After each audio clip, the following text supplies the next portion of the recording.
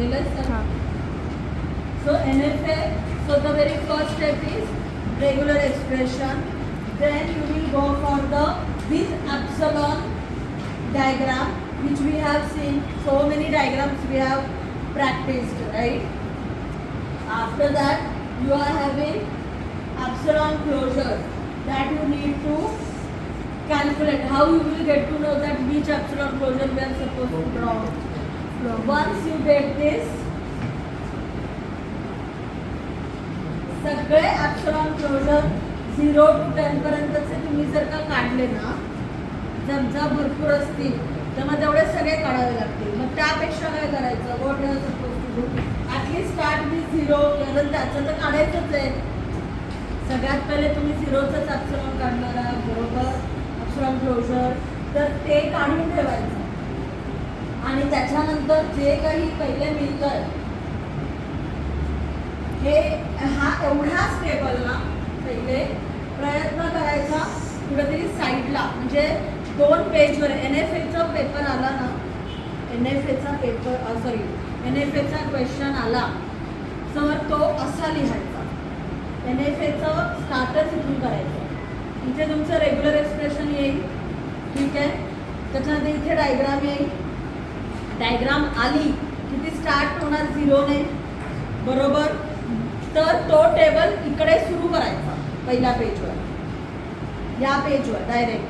मग 0च्या बाजूला जे काही क्लोजर मिळेल त्याच्यावरून तुम्हाला ह्या 2 गोष्टी मिळतील. तुम्हाला कळतं मी काय म्हणते. मग इथे तुम्हाला 3,8 आणि 5 मिळाला. मग आता याचा epsilon पण काढावं लागेल ना. जे तुम्ही परत इथे जायचं या पेजवर, आतापर्यंत फक्त 0चं काढलंय, मग खालती 3 आणि 8 आणि 5चं पण काढायचं. म्हणजे इथे तुम्ही क्लोजर काढून ते तुम्ही इथे यूज करू शकता. कळतंय का मी काय म्हणते ते. सो यू हॅव, जे तुम्हाला बरं पडेल. भले मध्ये एक पेज उरला असेल त्याला PTO करायचं पाठ आणि सुरुवातच अशी करायची, ठीक आहे. इथून सुरुवात करायची, इथे क्लोजर काढून घ्यायचे. कारण कोणाचे क्लोजर काढायचे ते तुम्हाला टेबलवरून कळणार आहे. याचे काढायचे होते हे तुम्हाला माहिती होतं का आधी. हे याच्यावरून आलं ना, it depends on this. So याचा क्लोजर काढायचा आहे हे आधी माहित नव्हतं, हे तुम्हाला इथून इथे आलेलं आहे. त्यामुळे तुम्ही ही जागा अर्धी पूर्ण पेज ते सोडायचं, ठीक आहे. कळलं ना. हा टेबल झाल्यानंतर अर्थात तुम्हाला नेक्स्ट DFA मिळतो आणि मग तुम्ही DFAचा एक डायग्राम काढता. मग तुम्हाला मिनिमम DFA मिळतो आणि मग त्याचा डायग्राम काढता, ठीक आहे. क्लिअर. आणि मग एखादा एक्झाम्पल घेऊन शेवटी दाखवायचं की बाबा हे करेक्ट आहे. मग हे NFA to DFA. आता जो एक stop, we have seen many questions. कारण की where it is like binary, ternary, decimal, octal, let it be anything, okay. You should anything in exam, it may be like ternary also, base 5, base 4, base 8, that is octal. So you should be aware of one formula which will give you the direct answer. How we have solved this question where there was a binary number.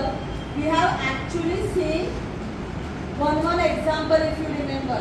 असे example घेतले होते ना हे, की याच्या पुढे 0 आलं तर बायनरी आहे, convert it into decimal in your mind. Then mod 3, then what is your remainder? Do you remember that? Yes. Right? Now, suppose it is octal or base 5 or base 4. You won't be able to do it so fast in your mind. Am I right? Yes. So there is a formula for it. There is a formula for it. This is the answer that you have got by our traditional method. Am I right? Now, the same answer you will get with the formula. What does your formula say? This 2 is a base. If the number is binary, means base 2. So this is the base. हे practice करायला लागणार आहे खूप खूप वेळा तुम्हाला. If number is ternary then your base is 3 and column will be also 3 because 0 input alphabets will be 0 1 2. कळतंय काय चालू आहे? So this is your base. R is what? The remainder. Now when it is binary, remainder are only Q0 or Q1. Sorry, binary number nahi. It is divisible by 3. So your remainders will be Q0, Q1, Q2. हे remainder आहेत ना? 0, 1, 2. जर divisibility by 4 असेल तर remainder will be 0, 1, 2, 3. ते remainder येणार इकडे plus the input alphabet. 1 then 1 0 0. Ternary असतं तर 3R plus 2. कळतंय?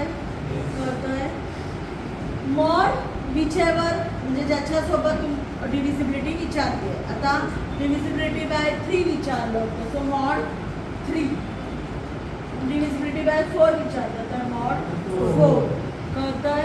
ठीक आहे. नाव C Q at state Q0 if 0 enters then what should be the remainder. हे तुमचं इथे ते आपलं आन्सर मिळत आहे बघा. Q0 means what is my remainder? 0.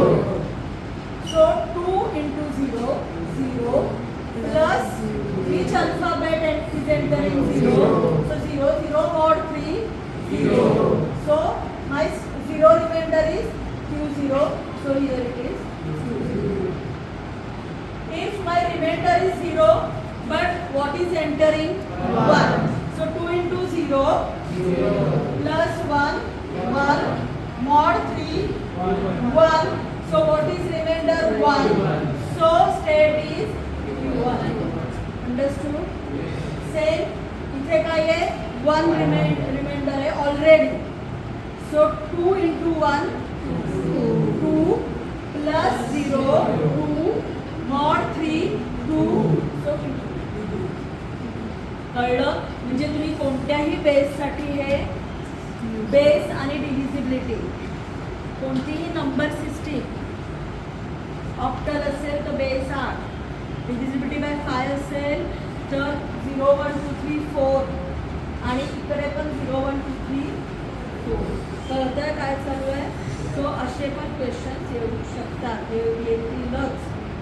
तर हे पण प्रॅक्टिस करायचं.